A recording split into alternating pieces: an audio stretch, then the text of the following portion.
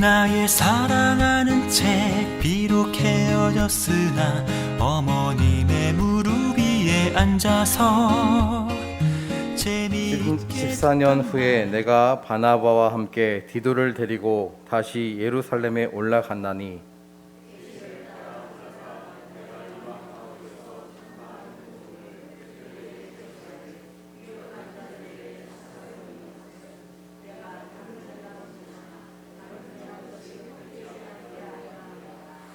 그러나 나와 함께 있는 헬라인 디도까지도 억지로 할례를 받게 하지 아니하였으니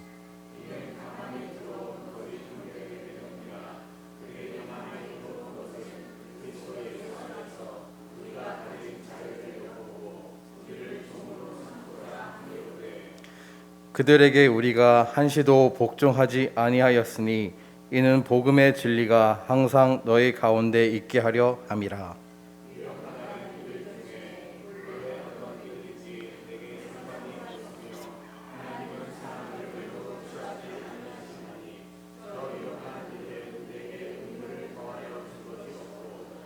도리어 그들은 내가 무할례자에게 복음 전함을 맡은 것이 베드로가 할례자에게 맡음과 같은 것을 보았고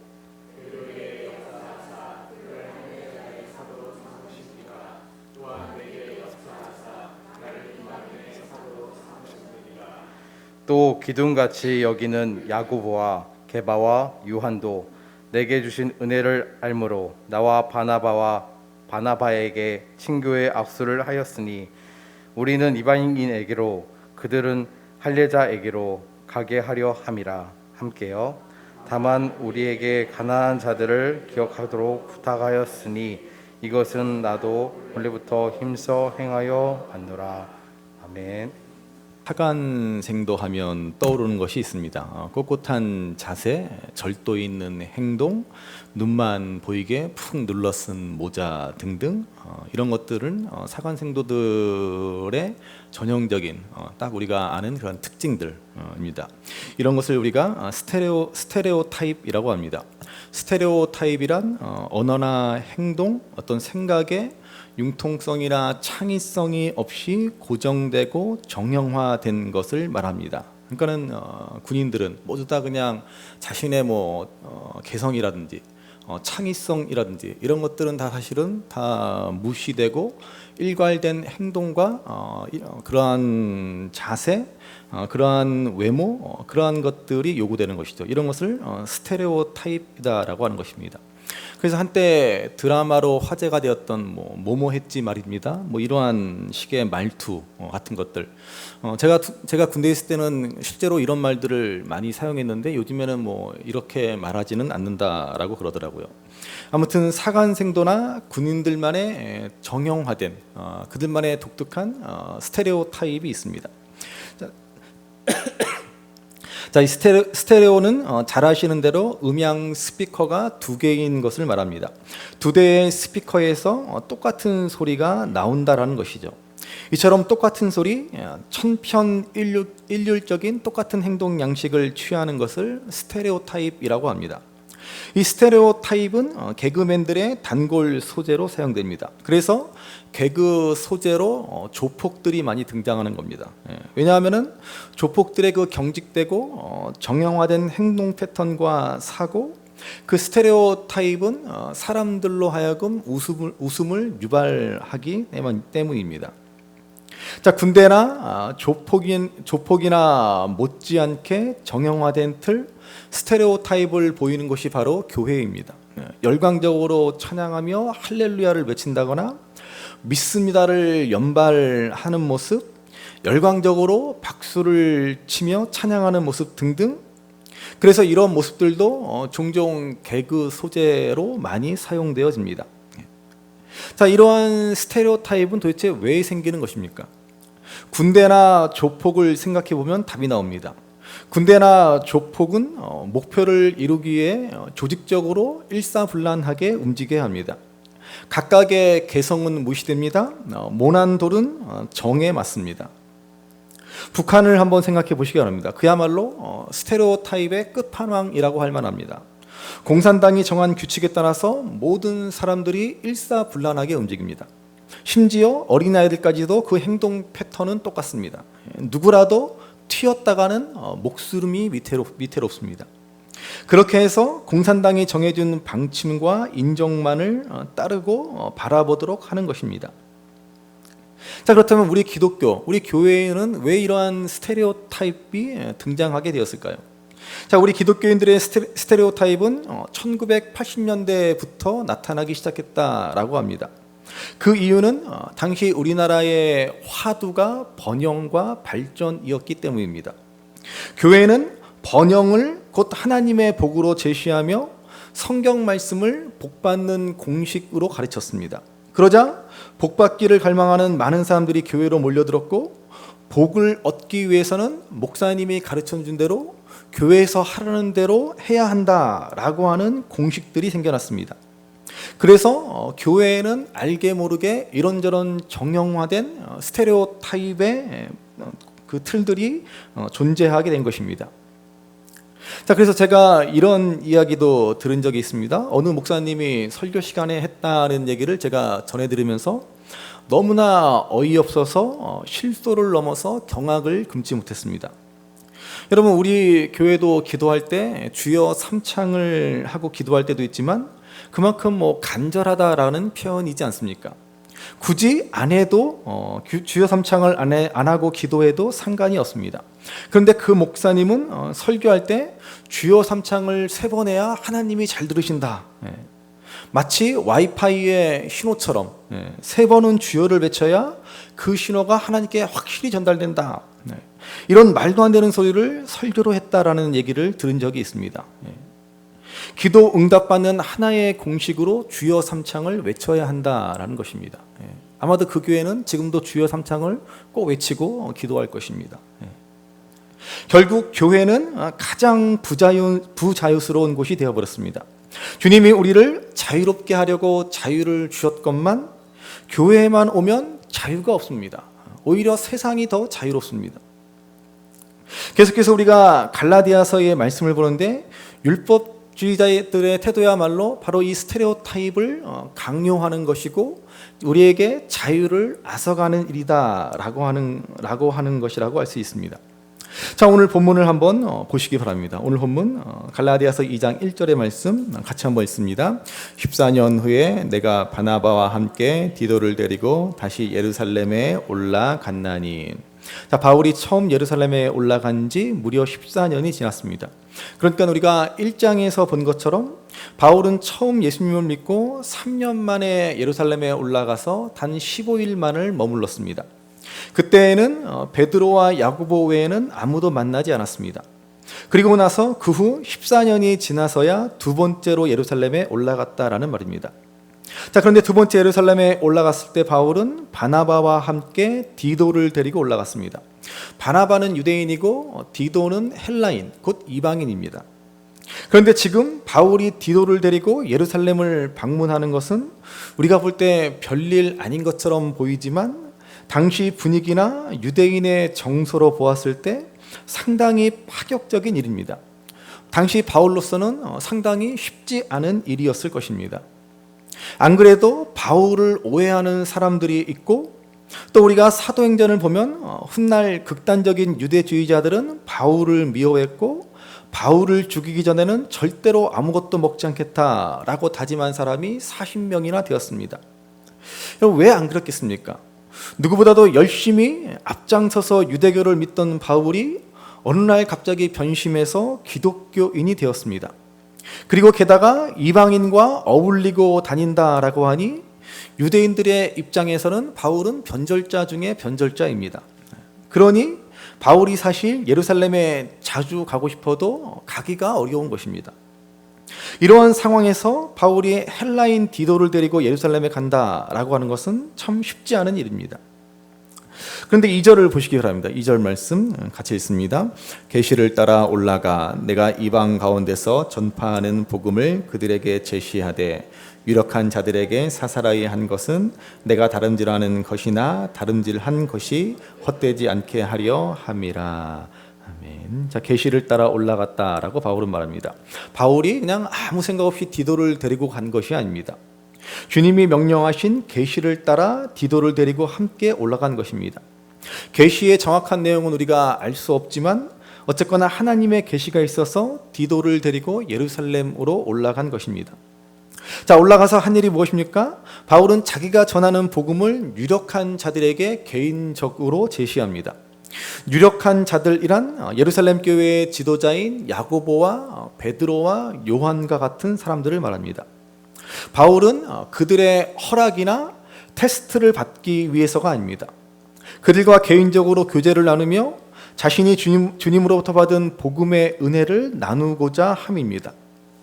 그렇게 한 이유는 바울은 자신이 전한 복음이 주님으로부터 받은 것이지만 불필요한 오해를 불러일으키지 않도록 하기 위해서입니다. 바울이 이상한 복음을 전한다, 바울이 사도들의 복음과 다른 복음을 전한다라고 하는 혹 그러한 의혹의 눈초리가 있기 때문에, 그래서 바울은 자신이 부름을 받아 복음을 전하게 된 간직이나 그 복음의 은혜를 사도들과 함께 나누고자 예루살렘에 간 것입니다. 자, 그런데 여기에서 하나의 사건이 생겼습니다. 3절을 보십시오. 3절 같이 읽습니다. 그러나 나와 함께 있는 헬라인 디도까지도 억지로 할례를 받게 하지 아니하였으니. 자, 바울은 갑자기 헬라인 디도의 할례 이야기를 꺼냅니다. 왜 이런 이야기를 꺼냅니까? 이 말씀을 짚어보면은 어떤 사람들이, 어떤 유대인 기독교인 가운데 디도에게 할례를 행해야 한다라고 주장하는 일이 있었기 때문입니다. 그래서 바울은 이러한 얘기를 하고 있습니다. 여러분, 할례라고 하는 것은 유대인들의 정체성을 말해주는 것입니다. 그들은 하나님의 백성이라는 표시로 할례를 받았습니다. 그래서 남자아기가 태어나면 8일 만에 할례를 행했습니다. 그리고 만약 이방인들 가운데 유대교를 믿고 싶어하는 사람, 유대교로 개종하고자 하는 사람이 생기면 반드시 할례를 행했습니다. 여러분, 근데 처음 예수님을 믿은 사람들은 모두가 유대인들이었습니다. 그러니 할례를 받는 것이 아무 문제가 되지 않았습니다. 그런데 이제 이방인 가운데 믿는 사람들이 생겨난 것입니다. 때문에 예수님을 믿는 유대인들 가운데서도 이방인들이 교회 안으로 들어오고 하나님의 백성이 되려고 한다면 자신들처럼 할례를 받아야 한다라고 주장하는 사람들이 생겨난 것입니다. 여러분, 이것을 다르게 말하면 예수님을 믿어 구원을 얻은 이방인이 있으면 그에게 할례를 행하도록 해서 우리와 같은 하나님의 백성 유대인이 되어야 한다라고 말하는 것입니다. 그러니까 예수를 믿는 것만으로 충분한 것이 아니고 하나님의 구원받은 백성이 되려면 자기들 유대인처럼 되어야 한다라고 그들은 주장한 것입니다. 여러분, 이걸 우리식으로 바꾸어 말하면 이렇습니다. 한 사람이 예수를 믿어 교회를 다니기 시작합니다. 그러면 당연히 우리는 다 환영하고 기뻐하지만, 그렇지만 믿으려면 나처럼 믿어야 한다라고 생각하는 것입니다. 사람은 이런 사람도 있고 저런 사람도 있기 마련인 법인데, 나와 같이 믿어야지 구원받은 하나님의 백성다운 온전한 믿음으로 살아가는 사람이다 라고 강요하기 시작합니다. 기도할 때 통성으로 기도하는 게 좋은 사람이 있는가 하면 조용히 속으로 기도하는 것을 선호하는 사람도 있습니다. 그런데 꼭 나처럼 크게 통성으로 기도해야 아까 말씀드린 것처럼 마치 하나님이 들어주신다, 뭐 이렇게 강요하기 시작합니다. 언젠가도 제가 말씀드렸지만은 우리 홍 장로님께서 기도하실 때면 꼭 신발을 벗고 그렇게 단에 오르십니다. 홍 장로님처럼 단에 오르실 때 맨발로 오르면 어떻고 그냥 신발을 신고 오르면 또 어떻습니까? 각자 자신의 은혜대로 각자 하나님을 섬기는 방식이 다른 것입니다. 그런데 사실 교회는 그런 걸 잘 용납하지 못합니다. 천편일률적인 것을 좋아합니다. 교회만의 스테레오타입이 있고 그걸 가지고 믿음이 있느니 없느니를 판단하려고 합니다. 오늘 바울은 디도에게 할례를 행치 않습니다. 유대인들이 자기들처럼 할례를 행해야 한다는 주장을 거부합니다. 그런데 여러분 사도행전 16장을 보시면 바울은 디모데에게는 할례를 행하도록 합니다. 디도에게는 할례를 행하지 않았으나 디모데에게는 할례를 받게 하였습니다. 왜 그렇습니까? 디모데는 그의 어머니가 유대인이고 아버지는 헬라인입니다.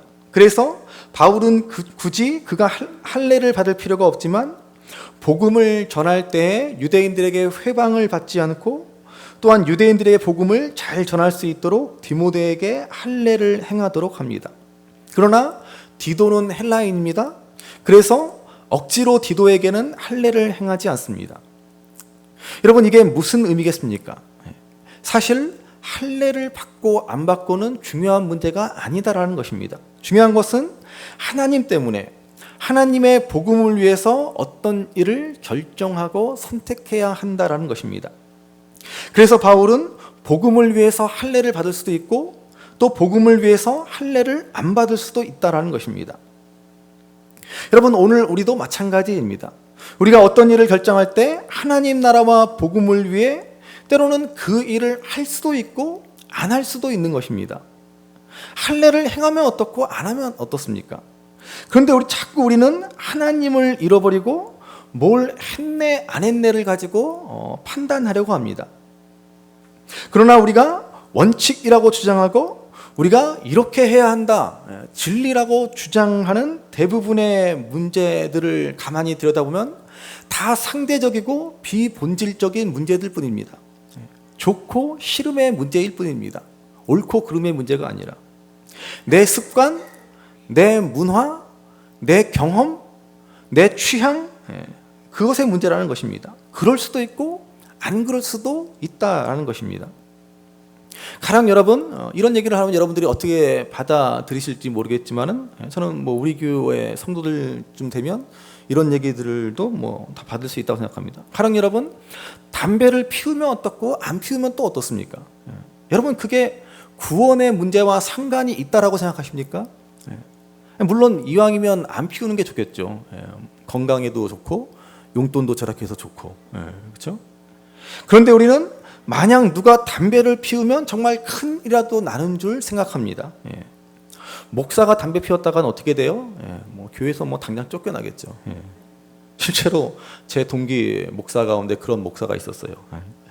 저도 몰랐는데 담배를 피웠더라고요. 담배를 피우고 싶으면 혼자 아무도 없을 때 그냥 집에서나 피울 것이지 왜 그걸 못 참아서 그 교회 근처 뒷골목에서 담배를 피우다가 동네 주민들이 보고 그 교회 새로 오신 목사님 담배 피더라 이런 소문이 나가지고 그 사역을 할 수 있겠습니까?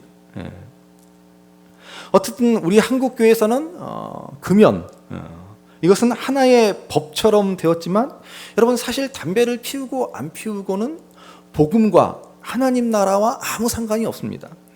그래서 경건주의자로 잘 알려진 영국의 유명한 스펄전 목사님은 꼴초로 유명합니다.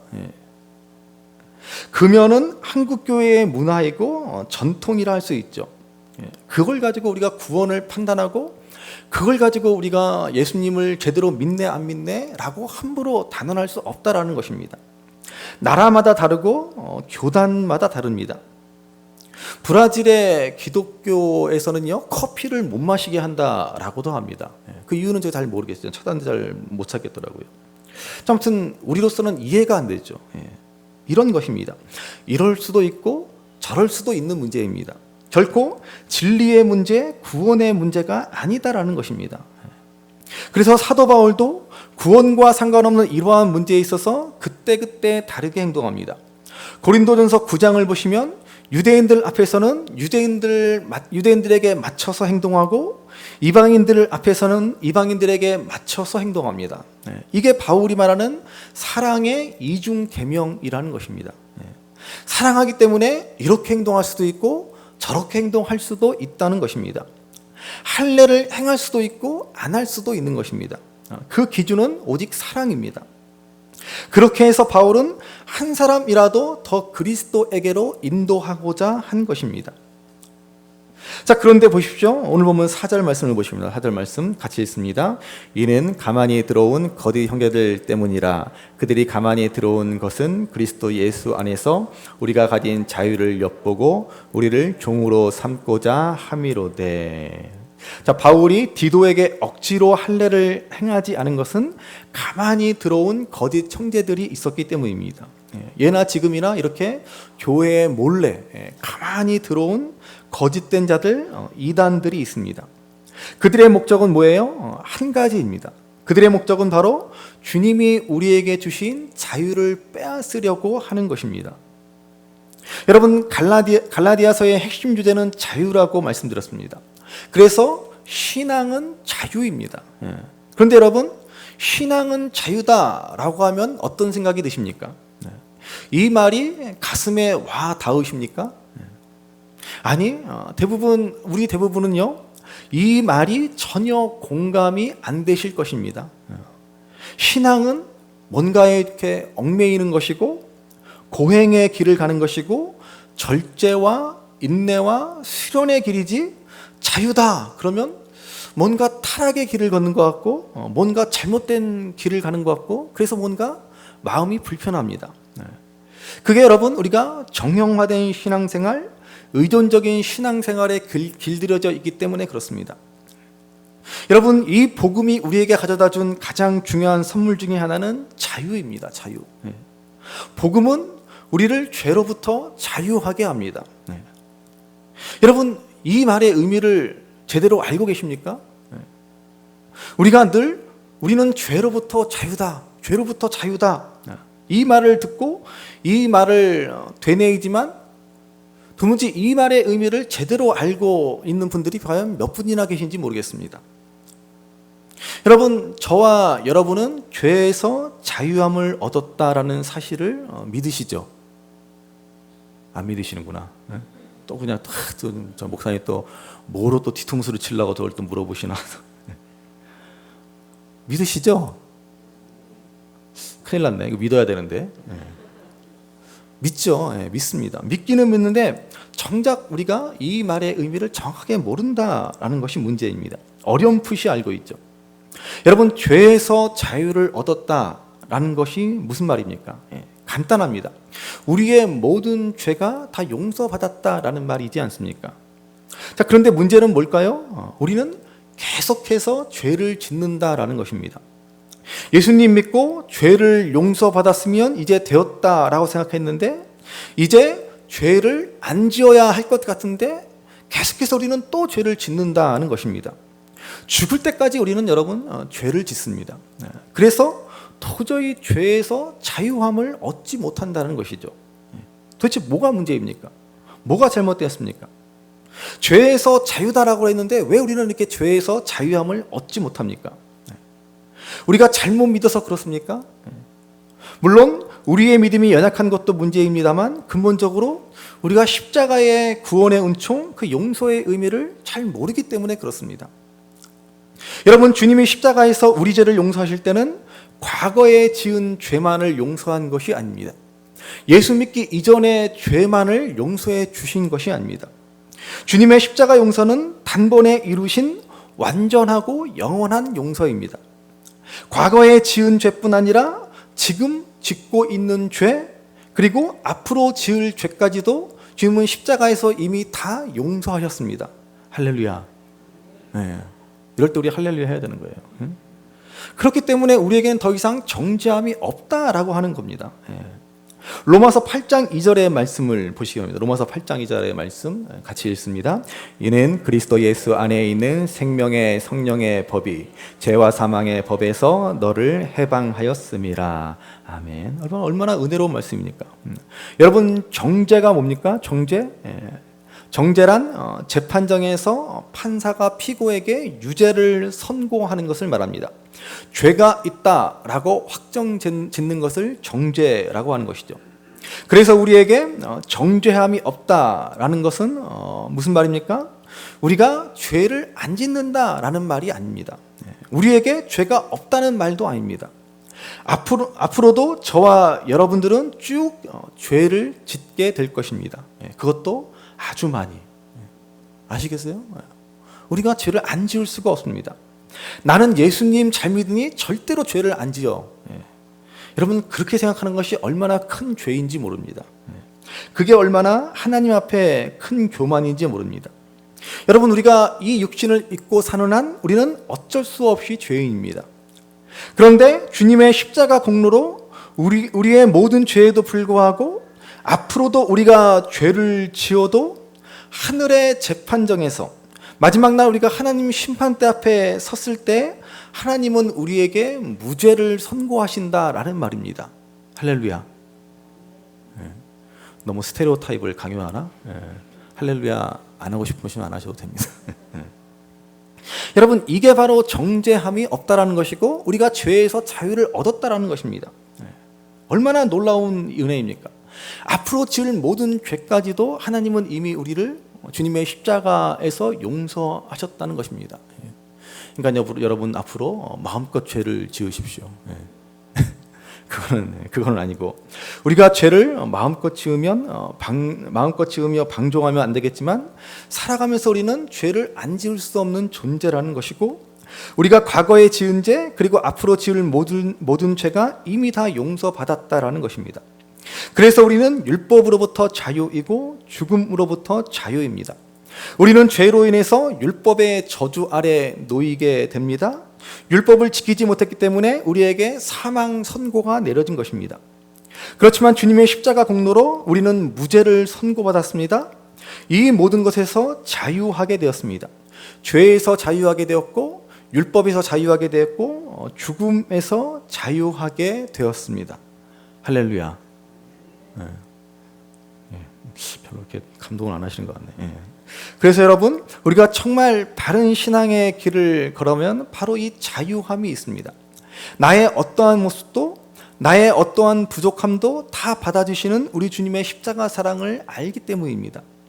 그래서 여러분 우리가 왜 세상에 나가서 눈치 보고 억눌리고 묶이는 것도 모자라서 왜 교회에서까지 와서 우리가 눈치를 봐야 합니까? 이래야 하나 저래야 하나 이게 맞나 저게 맞나. 여러분 정말 그러실 필요 없습니다. 마음껏 하십시오. 마음대로 하십시오. 교회는 정말 자유함이 있는 곳이어야 합니다. 서서 기도해도 좋고 앉아서 기도해도 좋고 조용히 묵상으로 기도해도 좋고 손뼉을 치면서 펄쩍펄쩍 뛰며 기도해도 좋습니다. 중요한 건 내가 진심으로 기도하는 것이죠. 우리의 신앙은 여러분 겉모습의 신앙이 아닙니다. 여러분 이 복음이 우리에게 주는 정말 중요한 열매는 바로 자유입니다. 그래서 우리가 보고 있는 이 갈라디아서는 그런 면에서 자유의 대헌장이라고 불리는 책입니다. 그런데 여러분 이런 자유만 있는 것이 아닙니다. 여러분 자유를 굉장히 다양하게 표현할 수 있습니다. 또 하나 우리가 사는 세상의 모든 풍습과 관습을 한번 보시기 바랍니다.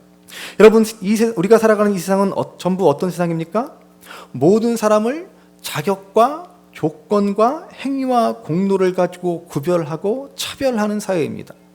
사람을 외적인 조건들, 외모라든지 재산이라든지 학식이라든지 직업이라든지 재능이라든지 학벌이라든지 전부 이런 걸 가지고 평가하는 사회를 우리가 살아가지 않습니까?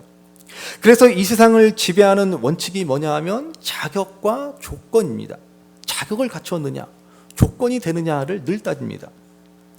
여러분 이 세상 어느 곳에서 우리를 자격 없이 받아주는 곳이 어디 있습니까?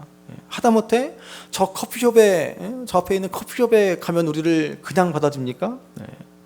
커피 한 잔이라도 사 먹어야지 우리를 받아주지 그냥 받아주는 곳이 어디 있습니까? 여러분 세상에서 아무 자격 없이 조건 없이 우리를 받아주는 곳은 단 두 곳입니다. 바로 가정과 교회입니다. 성경을 보시면 이 두 곳은 다 하나님이 만들어주신 제도입니다.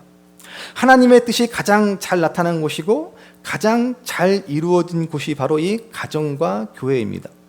그래서 가정과 교회는 이 땅에 이루어진 하나님 나라이고 천국의 모형이라고 할 수 있는 것입니다. 그러면 여러분 하나님의 나라가 어떤 곳인지 아시겠죠? 그곳은 차별이 없는 곳입니다. 아버지와 같이 어머니와 같이 아무 조건 없이 우리를 받아주는 곳이 바로 하나님 나라 천국이란 말입니다. 그런데 여러분 교회에서 자격을 논하고 사람을 차별한다라고 하는 것은 있을 수가 없는 일이죠. 그런데 여러분, 다들 교회는 평등하다, 교회는 차별이 있어서는 안 된다라는 말에 동의하며 기뻐합니다. 그런데 가만히 보면 은근히 차별을 바랍니다. 나만 특별 대우해 주기를 바라는 것이죠. 나만 인정해주고 내 말만 잘 들어주기를 바랍니다. 나처럼 믿어야 한다라고 하는 것이죠. 여러분, 이게 지금 유대주의자들과 다를 바가 뭐가 있습니까? 나처럼 믿어야 한다, 나처럼 되어야 한다, 나처럼 할례를 받아야 진짜 구원을 받은 것이다, 그런 거 아닙니까? 여러분, 교회는 절대로 그런 것이 아닙니다. 그리스도께서 우리를 자유롭게 하려고 자유를 주셨는데 그 자유를 빼앗는 일이 일어나서는 절대로 안 되는 것입니다. 여러분, 우리가 사는 이 세상은 온통 자격을 따지고 조건을 구비해야 한다며 그것 가지고 사람을 차별합니다. 그러니까 우리 인생은 수고와 무거운 짐으로 가득합니다. 이러한 세상에서 여러분, 주님께서 오셔서 하나님의 나라를 시작해 주셨습니다. 새로운 질서, 새로운 삶의 법칙을 우리에게 알려주신 것입니다. 그것이 무엇입니까? 바로 은혜라는 것입니다. 은혜. 하나님 나라는 은혜가 왕노릇하는 나라입니다. 조건과 자격이 지배하는 이 세상 나라에 아무 한 것도 없는데, 아무 행위나 공로나 자격 없는 우리들이 용서받고 복을 얻고 하나님 나라를 상속받는 놀라운 복을 얻게 된 것입니다. 여러분, 이 놀라운 하나님 나라의 법칙, 이 은혜를 바르게 깨달으면 우리는 정말 자유롭게 살아갈 수 있습니다. 지금까지 우리는 욕망의 종으로, 물질의 종으로, 무엇보다도 나 자신의 종으로 살았습니다. 나를 높이고 싶고, 나를 남보다 낮게 만들고 싶고, 다른 사람들의 인정을 받고 싶은 욕구에 사로잡혀 살았습니다. 그래서 사람들의 평판에 기대어, 사람들의 시선에 사로잡혀 거기에 붙들려 종처럼 인생을 살아온 것입니다. 그런데 예수님의 은혜를 알고 나니까 비로소 나 자신의 종된 자리에서 해방되게 됩니다. 나를 있는 그대로 받아주시는 그 하나님을 만나게 된 것입니다. 내 연약함에도 불구하고, 내 부족함에도 불구하고, 내 부끄러운 죄악에도 불구하고 나를 죄 없다 여겨주시고 나를 의롭다 여겨주시는 그 하나님의 은혜를 알게 된 것입니다.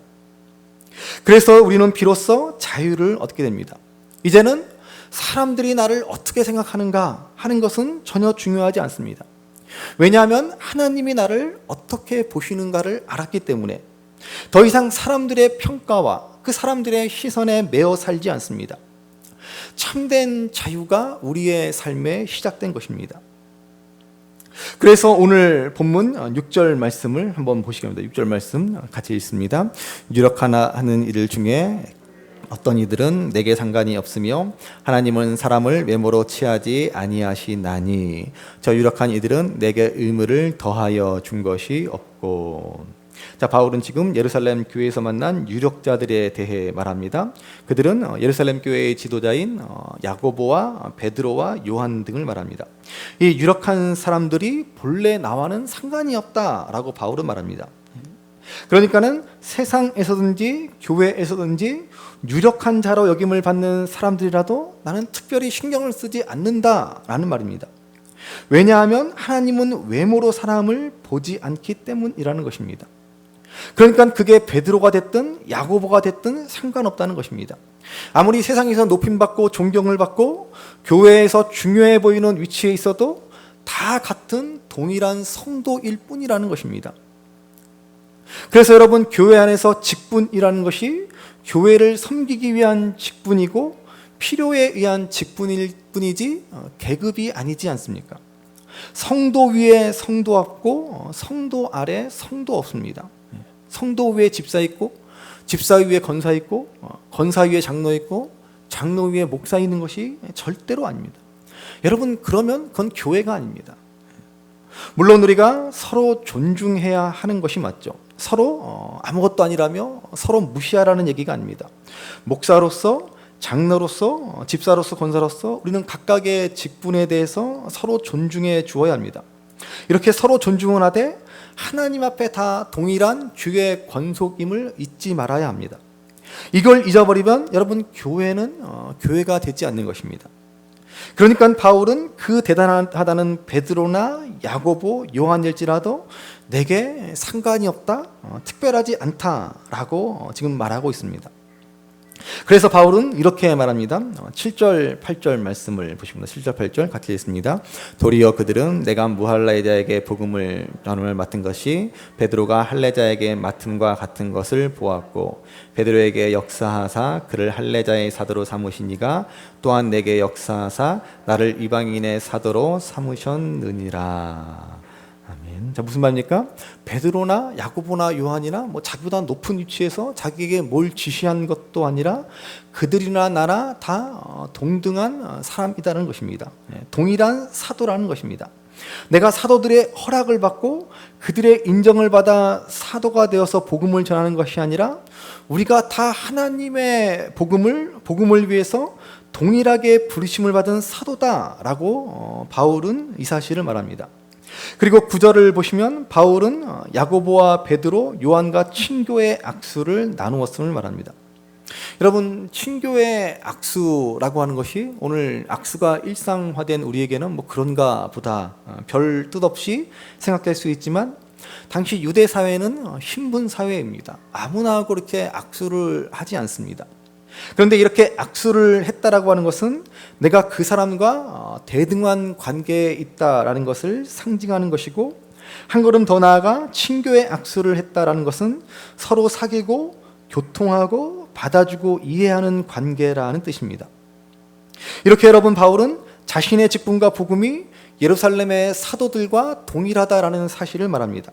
그러나 다만 다른 것이 있습니다. 베드로는 유대인들에게, 바울 자신은 이방인들을 위한 사도로 부르셨다라는 것입니다. 여러분, 이것이 바로 복음입니다. 하나님은 사람을 외모로 취하지 않으십니다. 유대주의자들, 율법주의자들과 같이 할례를 행하고 율법을 지킴으로써 자격과 조건을 구비할 수 있는 것이 아닙니다. 오로지 하나님의 은혜로 우리는 부름을 받았습니다. 그래서 이 복음의 은혜에 눈이 열리면 절대로 사람을 차별하지 않습니다. 모두가 다 하나님의 은혜로 구원받았음을 알기 때문입니다.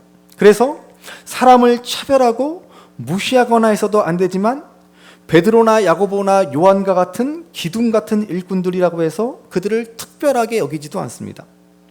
세상에서 높임받고 잘 나가는 사람이나 때론 힘없고 연약한 사람이나 다 동일한 주의 자녀로 바라보게 되는 것입니다.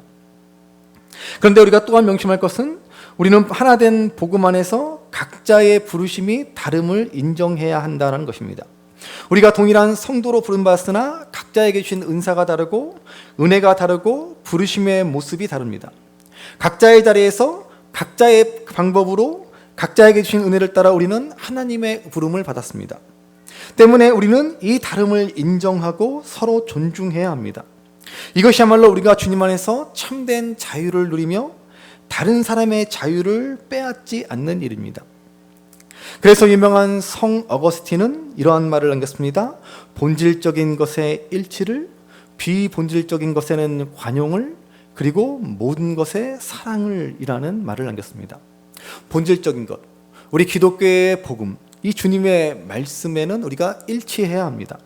이것은 절대로 타협하거나 다를 수 없는 것입니다. 그러나 여러분, 비본질적인 것들, 여러분, 우리가 교회 안에서 다툼과 분열이 생기는 것들은 다 알고 보면 뭐예요? 다 비본질적인 것들입니다.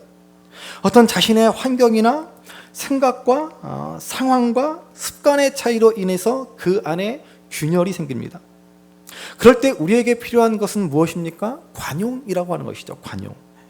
본질적인 것에는 일치를, 그리고 비본질적인 것에는 관용을 서로 이해해야 한다는 것입니다. 그리고 뭐라고 말합니까? 모든 것에, 본질적인 것이든 비본질적인 것이든 모든 것에 사랑을 더해야 한다라는 것입니다. 여러분, 우리가 고린도 전서를 보면 이 고린도 교회는 어느 교회보다 분열과 갈등을 심하게 겪은 교회입니다. 교회 내 파벌이 존재해서 서로 다투고 무시하였습니다.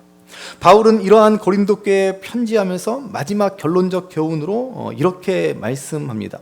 고린도전서 16장 14절의 말씀입니다. 같이 읽습니다.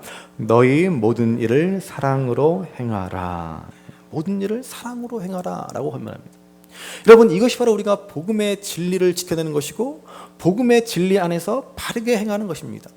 우리가 진리라고 주장하는 것들, 우리가 맞다라고 주장하는 것들이 얼마나 그게 복음 안에서 하나님 뜻에 합당한 것입니까? 과연 그렇게 자신 있게 말할 수 있습니까? 알고 보면 다 비본질적인 문제들, 그런 것 가지고 우리는 서로 네가 맞다 내가 맞다 다투고 싸우며 갈등하지 않습니까? 비본질적인 문제로 인하여서 하나님의 이 영광스러운 교회를 아프게 하지 않습니까? 본질적인 것에는 일치를, 비본질적인 것에는 관용을, 그리고 모든 것에 사랑을 더해야 한다라는 사실을 꼭 기억하시기 바랍니다. 우리는 복음으로 하나가 되었습니다. 이 복음의 진리를 이제 어떻게 지켜나가야 하겠습니까? 이 하나된 복음 안에서 우리가 서로의 다름을 이해하고 인정해 줘야 합니다. 왜냐하면 우리 각자에게 주신 은혜와 은사와 재능과 부르심이 다르기 때문입니다. 그러므로 오늘 사도 바울이 율법주의자들에 대하여 할례를 행하지 않았던 것처럼 복음의 진리, 본질적인 것에는 흔들림 없이 우리가 하나되며 비본질적인 것에는 관용하며 그리고 모든 것에 사랑을 행하심으로 우리에게 주신 이 복음의 귀한 진리를 지키며 하나님 주신 참된 자유를 누리며 교회의 영광을 지켜나가시는 저와 여러분들이 될 수 있기를 주님의 이름으로 귀하다 우리 어머님이 들려주시던 재미있게 듣던 말이 책 중에 있으니 이 성경심이 사랑합니다. 나의 사랑하는 책 비록 헤어졌으나